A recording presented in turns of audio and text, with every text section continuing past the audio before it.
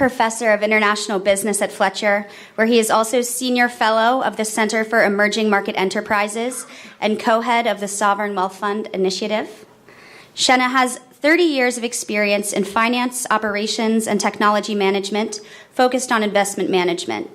He was formerly a principal leading delivery of the investment management services at Genpact Headstrong Corp., a global provider of outsourcing services. He holds a PhD from the Fletcher School. Please welcome Patrick Shenna.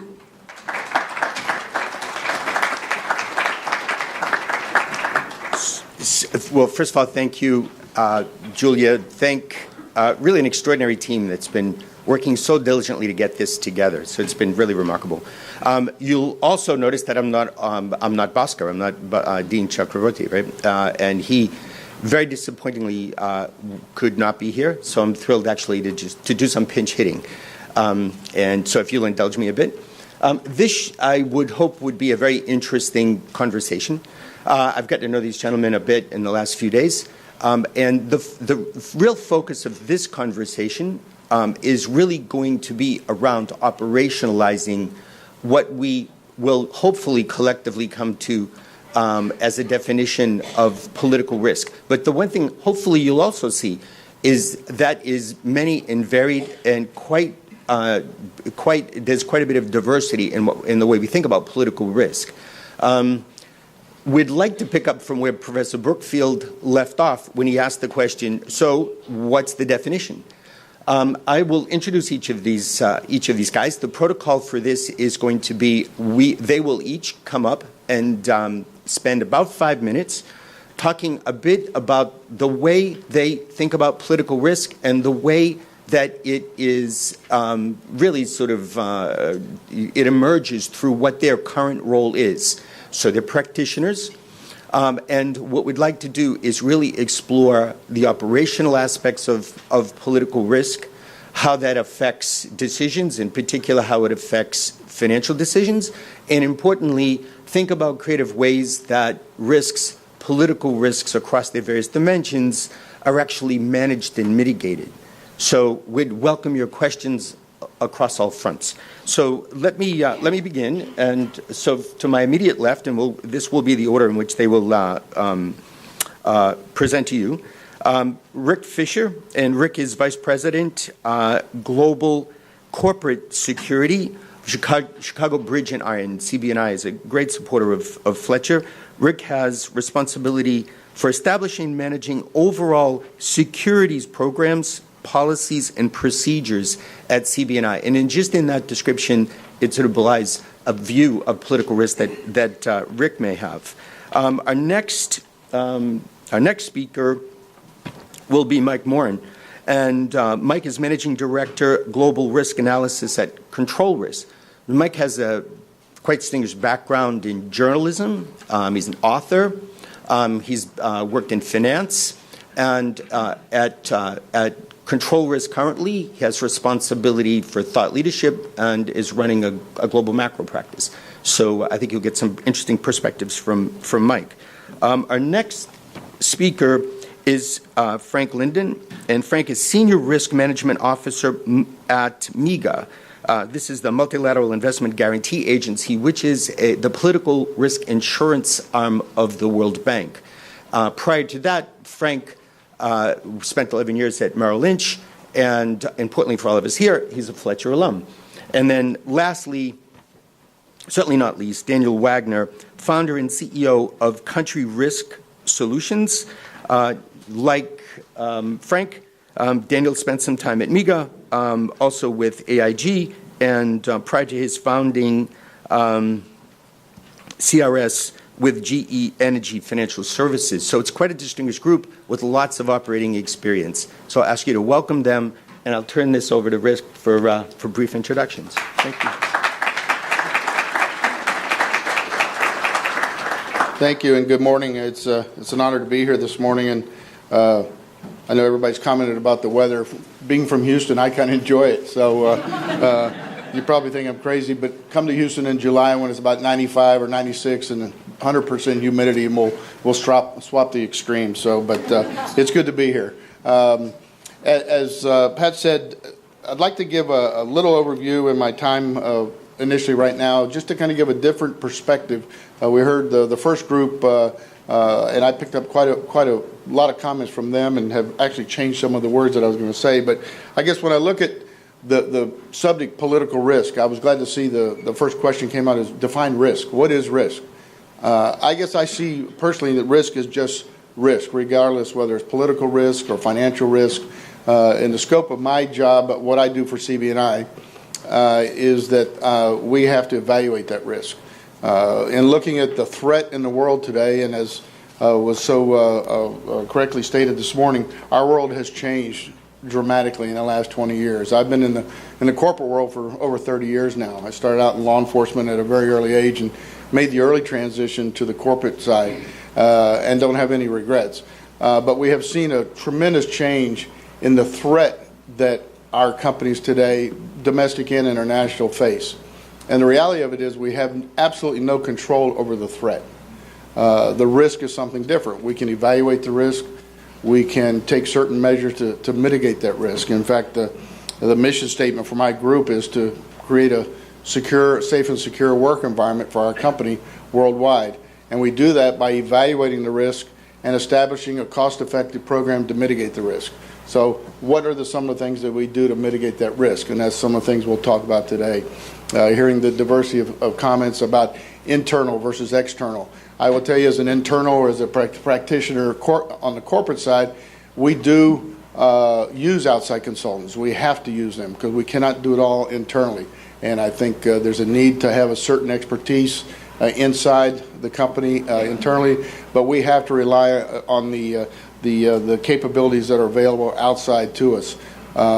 As a corporation doing business, a profit-driven company as we are, we look at emerging areas around the world or emerging trends. And what I say is the emerging trends bring different emerging risks depending on countries. And what are some of those risks that we face?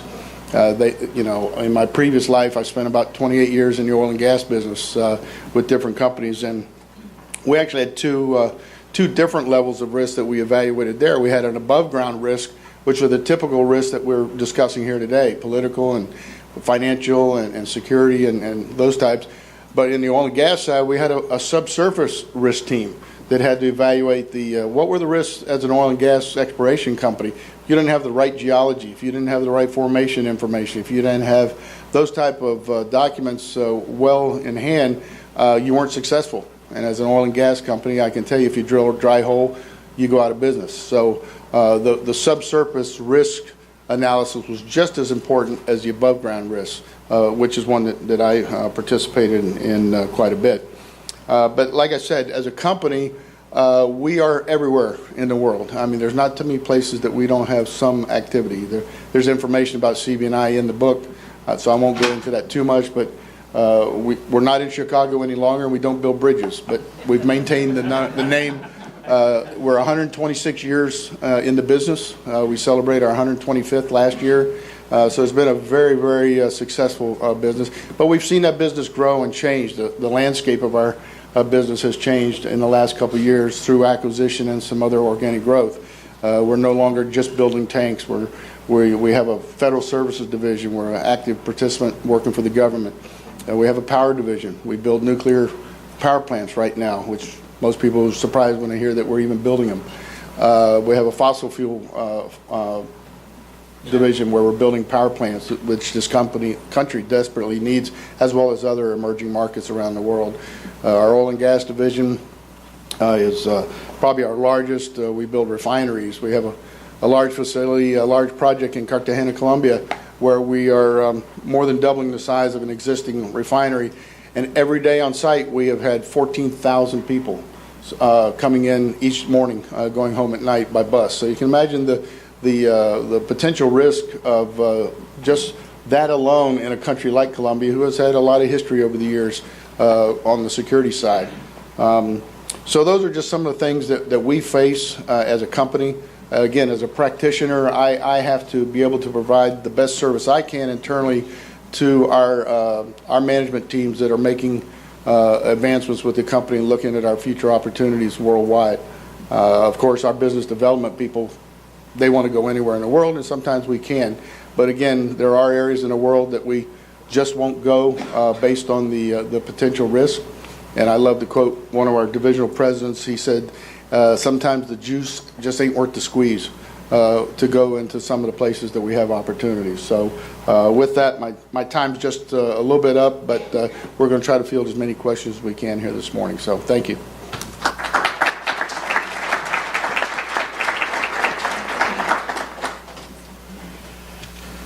Good morning, everyone. Thank you. Great to be here. One little bit of advice from someone who got sucked into the world of journalism early in my undergraduate years. Started working full-time during school. Never had this beautiful opportunity to sit here and to really think about what I want to do and to think deeply about it. So I know there's temptations to do other things in Boston, but enjoy your time here. It's really a precious thing. I work in a company that, to go back to something said in the first panel, really has to think about actionable political risk intelligence. We have, it's a bit of an eccentric structure, my company. We have people who are actively engaged in helping some of the world's biggest companies work in some of the most difficult places in the world. So there's a security aspect to what we do. There's a kind of mid-tier that is anti-corruption, anti-extortion, integrity risk is what we call it, reputational risk, sanctions, mitigation. There's lots of former prosecutors, lawyers involved in that section of the business. And then where I am is more akin to a political risk boutique. But we've got 80 analysts, and we base them around the world. And this is the point I'm trying to make. It's nice to have ground truth. One of my good friends here in Boston is a guy named Charlie Sennett, and he uses that term all the time to describe being on the ground, having people on the ground in the world. And I think that really helps connect the value proposition to the client, because the think tank model for a political risk outfit it has its limitations. There's of course constant trips as an analyst to the region. Maybe not constant. Actually, it's probably one of the budgets that's most vulnerable within a political risk organization is the money that you have to send your analysts to Russia or to Brazil if they're actually based in London or New York, which is a fairly typical structure. So we basically blew that model up about 5 years ago and put people in situ. And I think it's working quite well for us. Plus, when your client shows up, they can actually have a meeting in Rio with your Brazil analyst, and that there's a certain value add to that as well. My role on a day-to-day basis is as eccentric as this company. Essentially, I do a kind of U.S./macro analysis, and we do a lot more thought leadership than control risks ever did in the past. If you know the control risk story, it won't surprise you that there's an aspect of coming in from the cold in control risk that's still there. Some of the older control risk consultants are less comfortable being in a public light. Many of them came from intelligence or from military intelligence backgrounds, some covert ops types. Often those are the people who are in Kurdistan, for instance, helping a client figure out how do you safeguard employees at a pumping station with ISIS 30 kilometers down the road. We don't carry guns. That's not a control risk thing, but we will set up at that part of the business. We'll look at a security problem and make recommendations. The fact that that exists within an organization that also puts out a global macro view every year and then constantly updates it through a subscription service, through access to analysts, through basically bespoke work for clients, gives us a particular flavor. We're also quite aware of the fact that our client base is no longer Western multinationals. Of course, it's a huge part of it, but we're now working increasingly, and this is something I've been working on lately, with Asian and MENA companies and sovereign wealth funds who are coming to the United States and Canada and finding, surprise, surprise, there's political risk here. And it's not enough to hire a law firm and deal with the regulatory risk and the structure of your entity. You have to be careful not to piss off the local mayor, right? Or to accidentally execute the deal in such a way that your competitors can say, wait a minute, that's unfair. That's an unfair trade practice. There was a very close call in the very well-publicized Smithfield Ham acquisition I guess it was last year, maybe one of the largest Chinese acquisitions ever in the United States. It was in the meat industry, so it didn't raise a lot of hackles except for some environmental groups and locals in Virginia. But as it turned out, the deal was, the financing for the deal was done in 24 hours by the Chinese state bank. And a lot of Smithfield's competitors said, wait a minute. So in other words, you're saying the Chinese government just bought Smithfield Ham, which was never the public-facing, public presentation of the deal. And so this could have caused the whole thing to come unravel. It didn't. But those are the type of things that companies from outside coming into the U.S. are seeing. So we have a whole other now practice being stood up to help international companies come and understand the political landscape here in North America. So before we get any deeper, I think I should turn it over to my colleague. But looking forward to a very robust discussion. Hit us with questions and make us disagree. That's the more fun thing about these panels. Thanks.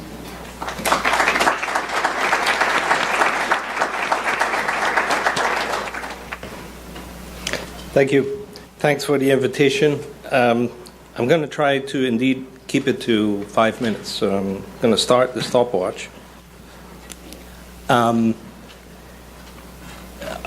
struck by all the similarities that I heard on the first panel, which was very interesting, and also in my previous speaker. So very quick background of all the similarities. I have the same background as DJ, Sovietologist. I don't have a PhD, I have an MA, so I feel I'm excused when he said he didn't see Crimea coming. I didn't see it coming either. He should have. I then came in from the cold after having worked in military intelligence, not in a covert, so I don't have that much of a problem with coming out in that respect. I came in from the cold here in Fletcher in '96 and took as much business and finance classes as I could stomach, and then moved into what Sam Wilkin was talking about, managing country and sovereign risk for Merrill Lynch for a bit more than a decade. And then the last similarity is I then moved on and became a competitor to the firm that Laura Burns works for, Willis, but Laura does it for a profit and we do it for a profit and for development of the host country. Doing pretty good on time, so let's talk a little bit about what I do for now. And also full disclosure, I, perhaps as many of you, send in the question about the definition of political risk. Because I think if you want to manage something, it's very useful if you know what you're talking about and what you're supposed to manage. And maybe before you try to manage it, maybe you want to measure it and then report on it and then make some suggestions how you want to manage it. So what I'm very happy about in my current job is that we got a pretty clear definition of insurance for political risk. And I'm not going to bore you, but we basically have 5 products, and each product as an insurance company has a binder, has a policy that you sign up to, and it's a contract of many, many pages, just like in the case of the commercial guys. And you can read through it, all the exclusions and all the provisions and all the fine print and everything, and in the end, we hope there's still some value, at least we're getting paid for providing that insurance, and in some cases we actually pay out on claims as well. We hate doing that, but still. So what are those 5? Very briefly, so that we can maybe focus it a little bit, at least in my case. I think Laurie mentioned it very quickly and just a little bit more. Transfer and convertibility restrictions, very topical at the moment in Ukraine. We have a couple of $100 million in exposure in Ukraine. What is the chance that when I have hryvnia and I want to convert that into dollar or euro, that I can't? Just because the central bank says, sorry, we have different priorities at the moment. No euros available, or at least not for you, go stand in line, etc. Or if you manage to get a hold of euro or a dollar, that you can send them out of the country, back to people who you owe dividend, or back to your lender or whoever. That's one. Two is it was mentioned expropriation, either outright or it was also mentioned creeping expropriation. So a whole series of actions on the part of the government going to environmental audits or tax audits or all kinds of acts of nuisance or deliberate sending a message that you're no longer appreciated in the country doing your business. You can insure yourself against that. The third one is what we call breach of contract. If you have a direct contract with the government to deliver services or goods, for instance, at a certain price. Let's say you're a power producer and you have a take-off agreement with a state utility that you're going to deliver energy at a certain tariff. And then one day the government either can't afford it or it changes its mind and unilaterally rips up the contract and says, I'm going to pay you half, sorry, maybe some more in the future. You can insure yourself against that. Fourth is plain war and civil disturbance, asset damage as a result of military action or civil unrest. And the fifth one is something that MIGA just started doing when I joined, and I like to think that I came in and helped a little bit to put some framework around it, which is sovereign credit default. Very much going back to what Sam was talking about, what banks are worried about, what they were a lot worried about and became again after the euro crisis, is simple. A government owes you money and they don't pay you, either on a bond or a loan or some other direct contract. And why did MIGA get into that business? How did they convince its board that this is political risk? Basically, the argument was construed that a government paying you is a function of two, its ability and willingness. The ability, if they have the money, they can afford to pay you back. And the willingness is always a political decision. And that is what we're actually ensuring. It's kind of a mystery to me that the board bought this argument, but they did, and we're in that business for 5 years now. It's the biggest growing part of the business, and it's very exciting to be in such a small organization taking on pretty radical amounts of risk, I think, and how to manage that. To give you a sense, MIGA's book is about $12 billion. We started in 1988 with $1 billion in seed money, so we've levered 12 times in the last 27 years. And we have grown to do about $3.5 billion of business a year. About half of that is in this last product. So maybe in the conversation we can talk a little bit more about how does it play out in specific projects, how I'm involved and what I'm supposed to look at. And let's hear what the questions are. Thank you.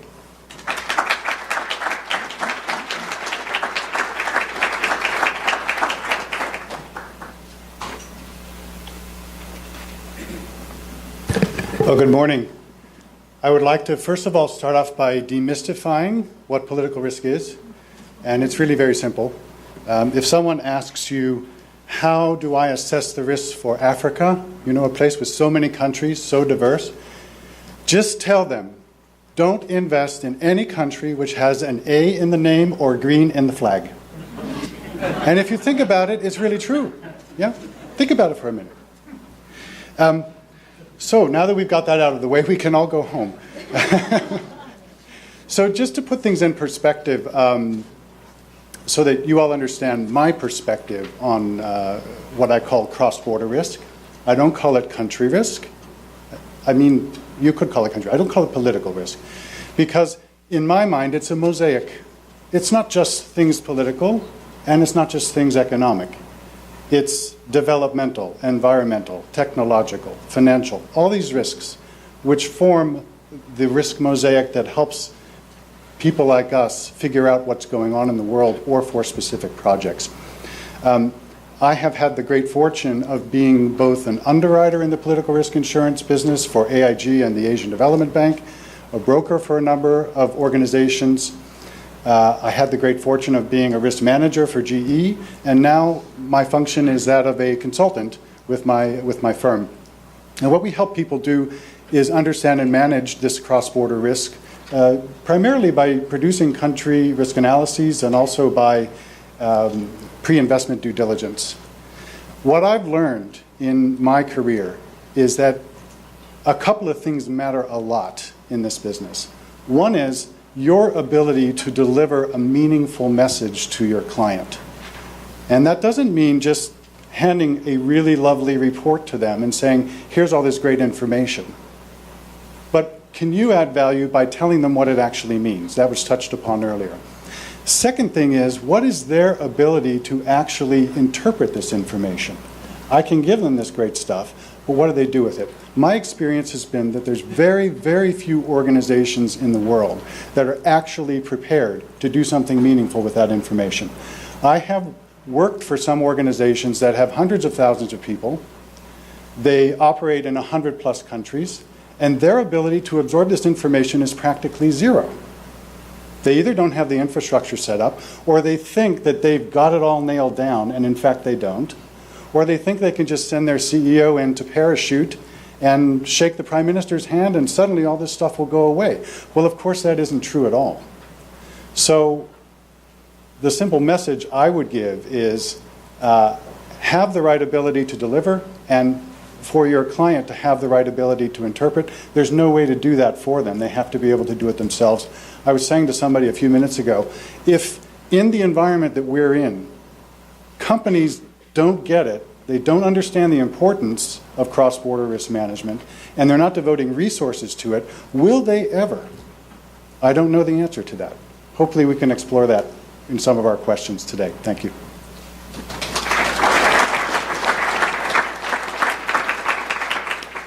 Thank you. As I mentioned, I think the way we would like to proceed with this is to ensure that there's ample time for your questions. I've been tracking and following these, and they seem really interesting.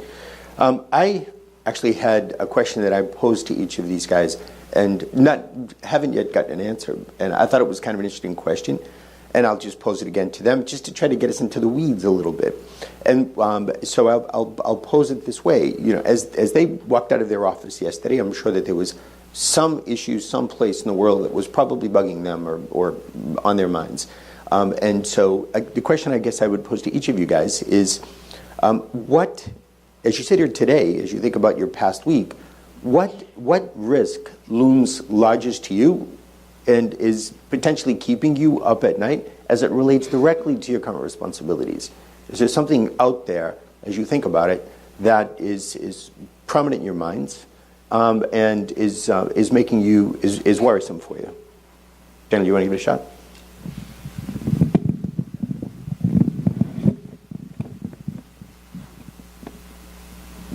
It's already on. Okay, thanks. Well, there are a number of ways you can answer that, of course. I think one of the things that concerns me the most is a term that I've coined called the G41 world that we're living in. And I say it's G41 because there are 41 major terrorist organizations out there, and they're morphing, and they're integrating in places where we haven't thought they might, and in ways that we haven't considered. If you think just about Africa, for example, to pick on Africa again, if you think about West Africa to East Africa, really what's happening is there is an ungovernable, porous border that stretches entirely across the middle part of Africa. And for all intents and purposes, that is ungovernable. There's nothing that anybody can really do about that. And when we think about the limitation on resources that developed countries have, military, financial, etc., and their willingness to devote resources, even if they have the resources to devote, that willingness isn't really there. I'm very concerned that what people have associated with being a, quote, Middle Eastern problem is quickly becoming a global problem. And if we talk about, you know, the whole domestic terrorism issue, that's another area. I could just add that if you really stop and think about it, we are probably 1 or 2 attacks away in any country, any developed country in particular, whether it's on a train or in a mall or whatever it might be, from completely transforming the security environment that we live in. I've lived in the Philippines. Every time you go in an office block or a shopping center or a movie theater, your bags are checked. They take that for granted because that's their reality. We don't have anything like that here, but my concern is that we might not be too far away from it. Thank you. Want to pick that up, Frank? Sure.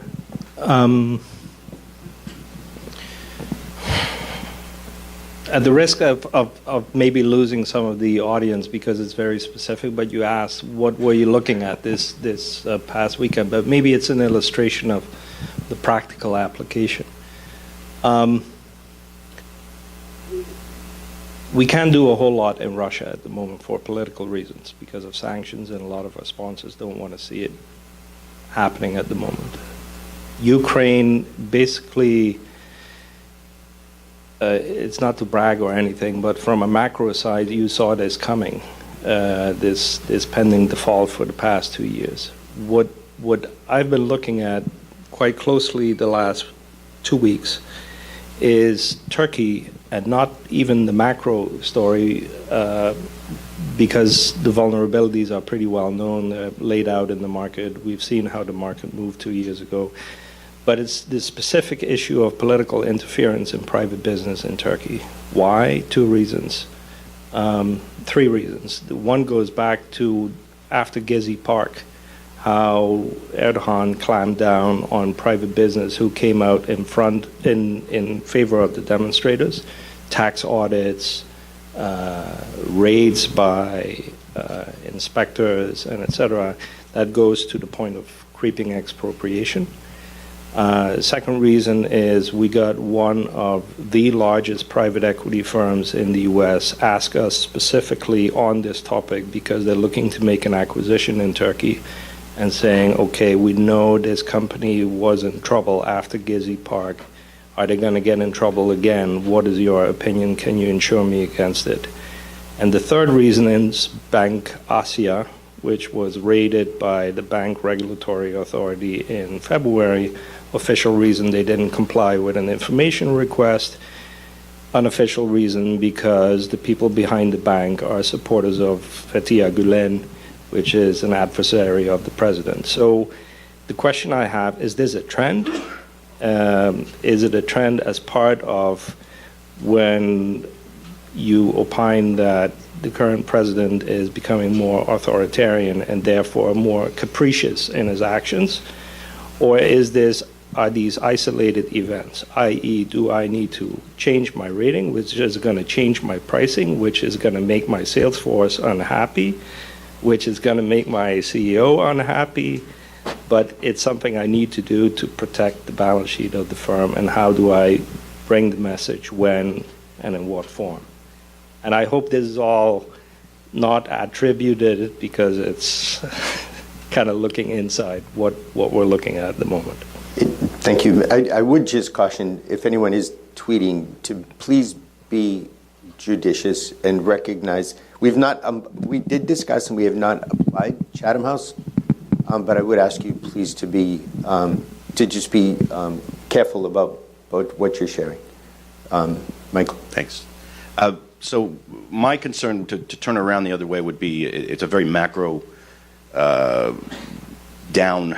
view down, which is that the United States, which has essentially guaranteed regional and sub-regional stability around the planet since World War II, badly sometimes, but it's effectively, we're the global utility of sea lanes, of communications networks, has become what I always hoped it wouldn't, and I prayed it wouldn't, brittle and defensive and thin-skinned about the changing power dynamics in the world. And rather than use the final 10 minutes on stage as the person or the entity that can really set the agenda globally, the United States is holding on to dear life to its blankie as the world tries to take it back and say, hey, wait a minute, we want to share this. And it's a very damaging thing because the institutions that the United States and its allies stood up after World War II, the fleets, the air forces around the world, these things are increasingly irrelevant or increasingly incapable of managing the risks that exist in these regions. I would like to have seen the United States begin to encourage regional actors who have it, for instance, in Asia, it's in Asia's enormous interest to get involved in the stabilization of the Persian Gulf and the sea lanes that go through the Indian Ocean that deliver almost all of their oil. The United States 7th Fleet has to do it. Why? The 5th Fleet as well. That's unsustainable. But there's no debate about this. There's no conversation about why the United States still is the sole guarantor, when you come down to it, of the Baltic states. These are bluffs that need to be called by the United States on the part of our own allies and on the part of emerging powers who want a seat at the table. Congress has made that very difficult. The IMF, unfortunately, we see the result in the Asian Development Bank fiasco, absolute fiasco for the United States, a disaster for our brand, so to speak. That's my major risk, I think, and I see it a decades-long thing that encourages just the kind of vacuums that we see in the Maghreb. Nope. I guess I'm going to go just a little bit different direction as far as what keeps me up at night. But I do not disagree with anything that has already been said. But I guess just, again, by the sheer nature of what I do at my company, the things that keep me up at night or wake me up in the middle of the night with phone calls from different parts of the world is our most important asset within the company, and that's our people. The safeguard and the safe and the well-being of our employees who are, again, scattered all over the world, some in very high-risk locations. The potential things that they can get involved in, from riding on an airplane that gets hijacked to crashes unexpectedly to kidnappings to armed robberies, and we experience all these. Even domestically here, violence in the workplace, and it's not limited only to here. We see a very alarming increase in that type of violence worldwide.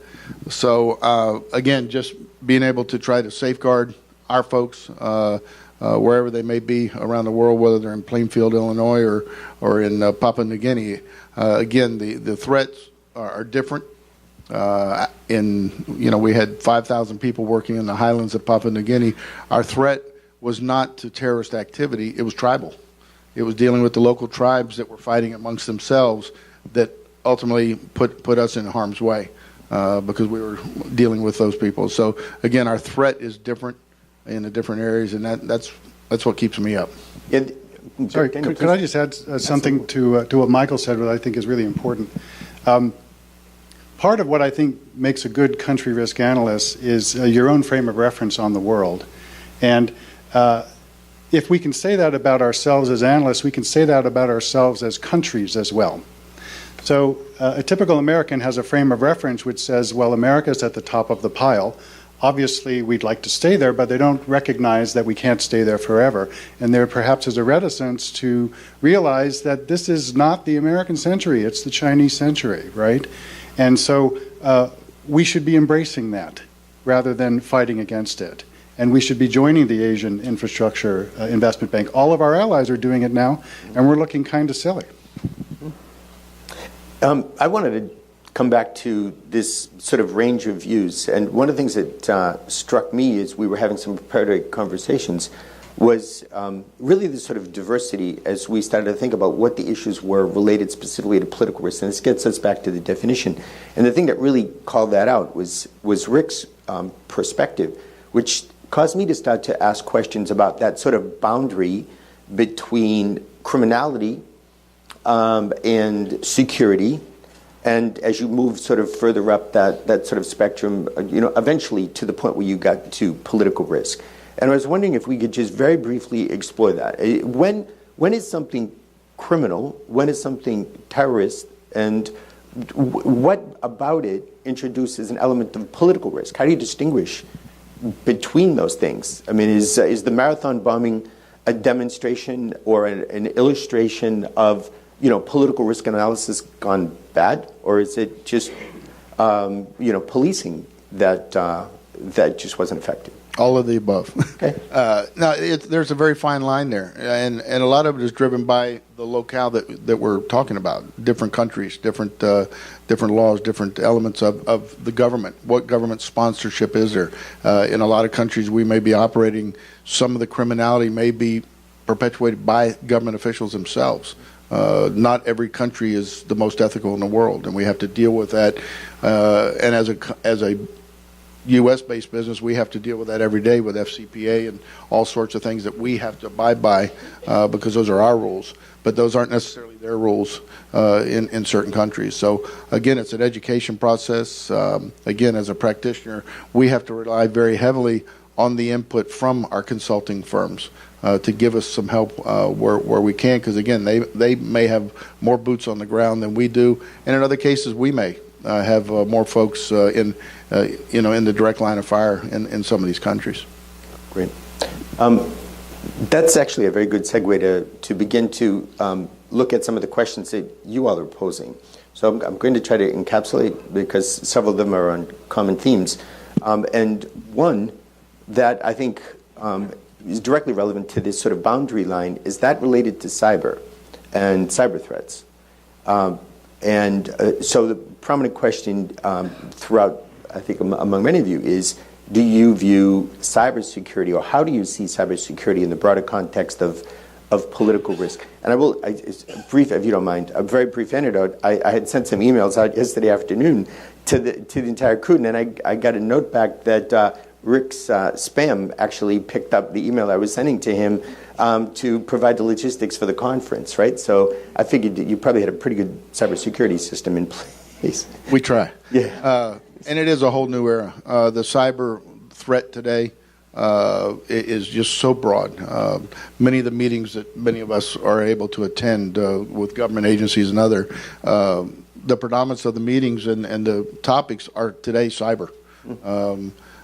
Quoting James Comey, the new director of the FBI, and just a conference he did a few weeks ago, is that they put so much more emphasis in cyber crimes today than the typical conventional terrorist activity over the last 15 years. You see the growth of the different government agencies that's geared towards cyber. As corporations, we have to beef up our cyber capabilities. We're very vulnerable. The Sony incident, things like that. It is here, and it's here to stay from a vulnerability standpoint of companies. Mm-hmm. Well, let me very quick note on that cyber issue. One of the things we've been focusing on is the kind of stateless cyber actor. The proxy actor that acts in what seems to be the interest of a state, but is impossible to pin down completely. There was, everybody read the press around the Sony thing. There was a lot of questions about whether the State Department and the administration generally had pointed the finger at North Korea too quickly. In that case, we'll never really know, and that's one of the problems we have with cyber. The ability to mask what you're doing is profound, and the better the hacker, the more profound that ability becomes. In fact, you're almost certainly soon going to see attacks that were deliberately frame another country. That's got to happen soon. I don't know that it's happened yet, but it seems obvious that a country could, try to destroy a relationship that it doesn't like by hacking into one country or another's thing and leave little breadcrumb trails that lead back to the other country's intelligence operations. So these are things that we're, as a consultancy, dealing with our clients, trying to educate them that it's not enough to just put a wall up anymore. There was a cultural moment in the 90s that we all passed. There was this milestone where we all decided everything must be free, and everybody connected to the internet. And once you did that, the idea that you could put some kind of a cyber wall up that code would stop people from hacking in became just not possible. You have to change the internal workings of an organization. And in many ways now, supply chains, investment decisions, so many things, operational things every day are absolutely wired. They have to have the internet. And if you put that wall up in a profound way, you're not going to be able to operate and make the profits that you expect. So we're trying to emphasize something called cyber intelligence. We do a lot of lurking in places where hackers seem to go and see what they're bragging about. We try to, have a regular, a kind of a due diligence type operation with our larger clients on a regular basis where we come in and say, okay, what have you done, what do you think is the most likely vulnerability, and then we often then bring others in to kind of basically as a watchtower of on our own advice, because this is such an area of vulnerability even for us. So the other great irony is you set yourself up as somebody who's going to help people avoid cyber attack, you become an enormous target for cyber attack. And that's something that a lot of consultancies have struggled with. Do we really want to get into that? I'll turn it over to someone else now. But the other thing I'd say, which is very relevant to our discussion here, is the interesting intersection of cybersecurity and insurance. Because the insurance industry is struggling mightily to figure out, okay, we know how to cover response, the cost of responding and maybe repairing or issuing new credit cards if you're Target. But what about the reputational damage? What if Target says, yeah, but we lost $2 billion in revenues because of this, because people didn't go to the store? That the insurance companies don't want to touch yet, and they're trying to figure out how they approach this, because that's the ultimate, probably the protection we're looking at, is an actuarial approach rather than a moat around your business. That seems to apply very directly to the private sector, but I'm wondering, how do you see it applied to the public sector or to countries and country risk? Is it there? Well, to be honest, you already responded half what I was going to say from an insurance angle, but we're kind of a bizarre insurance company in that way, so maybe Laura can talk more from a commercial angle. What I understand, specifically insurance policies available at the moment against cyber attacks at a nascent state. I have heard that Lloyd's syndicates are writing it, and it's a very profitable product because it's so new and it's very rarely available, so it's still a supplier's market. I just don't see my organization getting involved anytime soon, because if you listen to the products that I described, the common denominator is government action, which lies, or inaction, lies at the base of what we insure. So when you look at the actors in cyber attacks, part of them government, or maybe they are government, but they will deny links to the government, and et cetera. So when it comes down to a claim, we first need to, well, actually the insured. The burden is on the insured to provide the proof that the government is behind them. How are you going to do that when it's in the government's interest to deny involvement? And then we like to more think in terms of prevention as well, or when the situation arises, our leverage, that is basically the product that we sell, is that we have leverage over governments, so that we can engage in a conversation with the government to make whole, or to make the problem go away, or to negotiate a solution, and et cetera. I don't really see that as a possibility when the damage already happened in a cyber situation. So I looked at it to see if there was some possibility, especially given that it's so hot and profitable at the moment. I just don't see us moving in that space anytime soon, given our niche. From a risk assessment standpoint, Frank, how does it enter into your sort of analysis more at the country level? No, at the moment it doesn't really. But if forced to think about it a little bit more, I inclined to agree with Mike that I would take a first stab at it with a probabilistic actuarial approach, almost akin to cat risk maybe, because there's so many different factors that go into it. That I talked to a consultancy who advises companies on the defense, and say, okay, if you don't have this, that, and that, your risk shoots up. If you do have this, that, and that, we have to assume that your risk comes down, up and down. How much? Give me an order of magnitude. What's your unit of measurement? No idea. Okay. If I could just add, in my mind, cyber sort of emphasizes the challenge that we all face in this cross-border risk management arena, and that is the unknown unknowns, right? What don't we know? How will we ever know it? We won't. That's why I think for insurance companies to dive into this is probably a bad idea, more generally, because there's just too much they don't know, and there's a pretty good chance they're going to lose a lot of money. Yeah, we would put it this way. This is a good example of, I'll have to be careful for Twitter reasons, but say you're a large soft drink company based in Atlanta, and your business is based on a secret formula, and that secret formula somehow shows up on 10,000 websites tomorrow. How does the insurance company survive that? It doesn't. That is a catastrophic event that the insurance, the industry could be hurt by. I mean, generally. So I don't think we're there yet. We don't have a grasp of what it is we can go down that road with. We work very closely with Hiscox on a lot of very, very complicated and fraught insurance issues, kidnapping, ransom, piracy, things like that. But they are also, wait, this is too much. There's too many unknowns to say. I think I do have a very simple answer for you.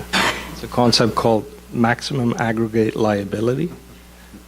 You can't hit me up for more than this amount. Knowing unknowns, probabilistic models.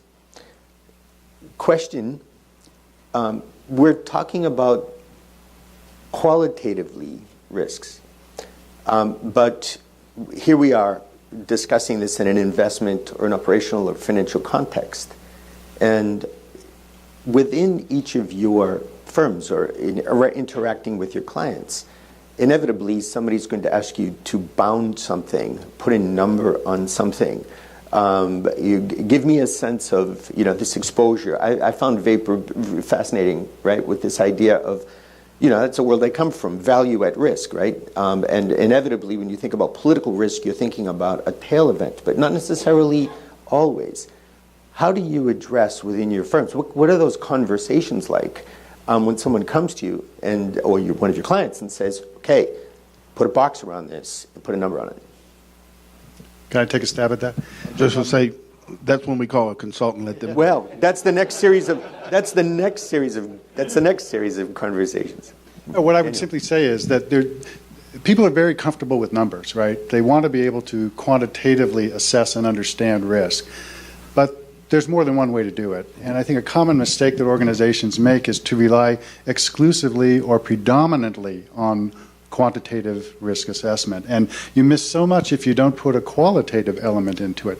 So if I was to talk about the perfect way to do this, it would be to mix both and have a way to measure both. I should probably add that I actually wrote a book about this. It's called Managing Country Risk, very similar to the name of this conference.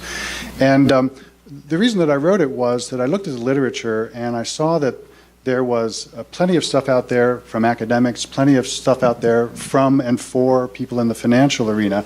There wasn't really something in the middle. And so I wanted to write something for more the common organization or the common person to try to put this stuff into context.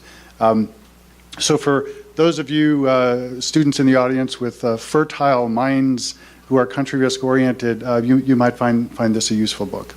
We were actually engaged in something somewhat similar to what Vapor sounds like. We've signed a joint venture recently with Oxford Economics, and in the steering committee in early meetings about how to bridge the gap between precisely this, the somewhat, the way I look at it, you've got model man who looks like a guy with a propeller on his head, and you've got hip man who's shooting from the hip all the time, and that's the way, particularly in the financial services industry, they view all of us, masters in political science. You want me to pay you for that? They have a really kind of jaundiced view of that type of analysis. By trying to quantify it, and we are trying to actually use our political analysis methodology, which has some quantification, and meld it with the very sophisticated macro model that Oxford Economics has, there are challenges that you cannot solve with a number. There are challenges that you can only do with scenarios, which I think is the logical way to approach this anyway. So you've got an outlier scenario, and those are always fun. But you've got a likely and a likely alternative.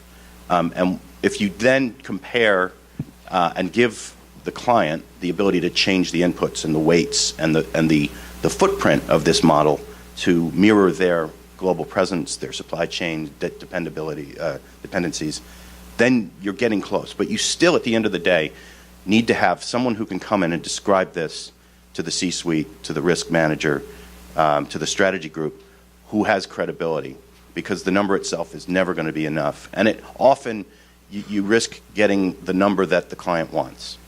It's like when Republicans or Democrats go out and take a poll. It often, strangely enough, reinforces their view. So we're trying to bake in the human element, which often the other risk we have, and this is a risk that anybody who's in this sector understands, is we don't want to become Dr. No, right? Oh, the world's a dangerous place. This is an excellent way never to get into the C-suite again. And corporate counsels find this at their peril as well. At some point, the guy goes, look, we're here to make money. There are going to be risks. I get that. I don't want to go on and on about this. But so you need to be very careful the way you approach those conversations. Otherwise, you will alienate the institution, and you'll essentially have this island of analysts that produce material that no one ever reads.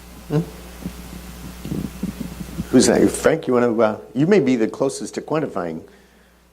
No? No, I wanted to tie two things together. I had to smile. Dr. No in the C-suite, and what Sam was talking about in the bank, you're the country risk guy telling the CEO that his limit for China is too large. I've been in that situation myself, and yeah, that number is arbitrary. But the function of that number is that it's a tripwire that makes you have another conversation at a higher level in the company to look at it again and see whether you're comfortable with it or not. Mm-hmm. Another thing is about the surveys that give you the result that you want to know. I've been involved in stress testing in banks, and the funny thing is that the end of the end conclusion of stress testing, based on geopolitical events and etc., it's a very fun exercise, by the way. You get to be kind of Tom Clancy, end of the world, what's going to happen, and etc. And if your conclusion is, if this and this is where to happen, the company is going to blow up, you have to go back and redo the stress testing, because that's not the result we want to hear. You're right. We want to have a number that is below our risk tolerance, which we set, because that stress we can survive. Mm-hmm. The other thing of putting a number on it is, as the behavioral economics is challenging more and more, is leave it to the market. I always love these articles when you say it's going to cost you this much to insure $10,000 against credit default. That is what CDS is implying. Oh, that's the number. Mm-hmm. That must be right? Because that is where the street is trading this issue. Well, maybe not, until it turns out that the street was wrong, and they've been wrong before. So, I was going to just say, in conclusion with it, is no matter what these qualitative and quantitative numbers are, at the end of the day, it's going to really come down to what your appetite for risk is as a company, and that goes to most of the times the highest level as to just how much are they willing to go out on a limb for a project for a particular venture like that. So, no matter what the numbers say, they've got to have a risk level or an appetite of how far will they go. Okay. Then there was a question posed to actually Rick and Frank. Rick, you raised the question about calling political consultants to get a number, right? So this question went this way, but it's open to all of you. When you use use an outside consultancy, what do you look for in that consultancy, and what distinguishes a successful engagement with that consultancy from one that's unsuccessful? Again, I think a lot of it goes on their history, how correct have they been in the past, what is their track record, what's their batting average. I can actually say I've been a customer of theirs for over 30 years, and they have more times than not been very accurate in their predictions, especially in particular areas. So you have to look at the track record of the company you're using. But that being said, we don't, or I don't, give any one company all of it. You have to compare against each other. because there are different philosophies, different personalities, there's different, there's just many different things like that you have to consider. So I think sometimes you have to shop it around and compare, or use more than one and compare where they intersect. Would you typically do that, right? You, depending on the nature of the risk, the location, you'd know where best practice may be. Exactly. Yeah. Frank, do you guys use outside consultants in the work that you do, or is it? Very limited amount. Yeah. On the macro side, we tap into the broad knowledge of country economics at the World Bank, and especially in places where people don't publish because they're so esoteric. We have people on the ground looking at the economy, taking primary resources and being able to tell us where they think have access to the IMF, privileged access, et cetera. So there's not a whole lot we think we stand to gain. Now, there could be other areas, but in the end, my experience is when it comes to a conversation with the C-suite and trying to influence risk-taking behavior, you have to make the point, and you can't say, oh, it's because consultant so-and-so told me this. So it's one of the inputs, maybe, but you still have to have your own narrative, your own conviction, your own evidence, which you cannot just copy-paste from some outside party. Plus, I would think responsibility-wise as well, you can't just buy this in wholesale and make decisions based on it. As if things go wrong, it says, okay, why were you doing this? Okay, because so-and-so told me that. No, it has to be, go through the motion of the own organization and take a decision accordingly.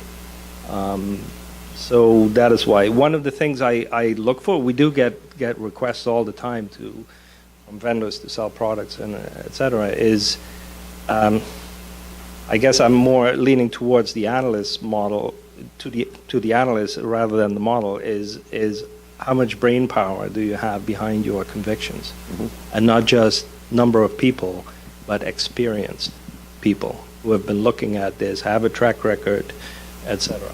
And, you know, one of the gutsy calls I made earlier in my career was related in Brazil, going against the consensus, even of the street.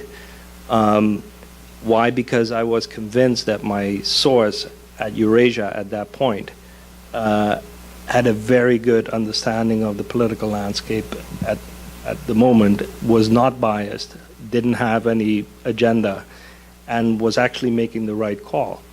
And I took that and just posed it as a question. Now, it was funny because it went to opportunity and not to risk in this case. The street was trading Brazil as if Mr. Lula was going to turn the economy to dust. And he was saying, in a nutshell, basically, don't think that. Look at his advisors. What is more likely is that he's going to be a moderate social democrat who's going to have sensible policies and et cetera. I say, I believe that. Now, it's not just a matter of calling it right or gambling or et cetera, but it's looking at the quality of the source, which is track record, which is experience and credibility, the information they base themselves on, et cetera. Well, shall we give the consultants the last word on this? Yeah, I'll keep mine really short. I've been a consumer in a number of capacities of consulting type information provider information. And to me, it boiled down to two things. Can you tell me something I don't know, and can you add value? If you can't, I'm probably not interested.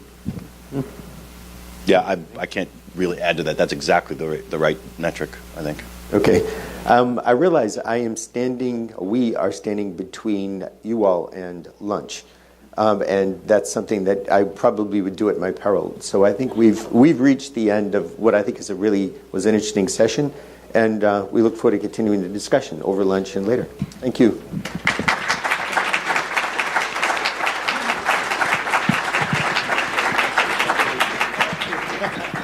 Everyone, just a reminder, it's a short and sweet lunch break before our workshops at 12:45.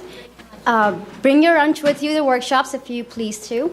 And Monitor Global Outlook has a table downstairs. Erica will be happy to talk to you about the new product.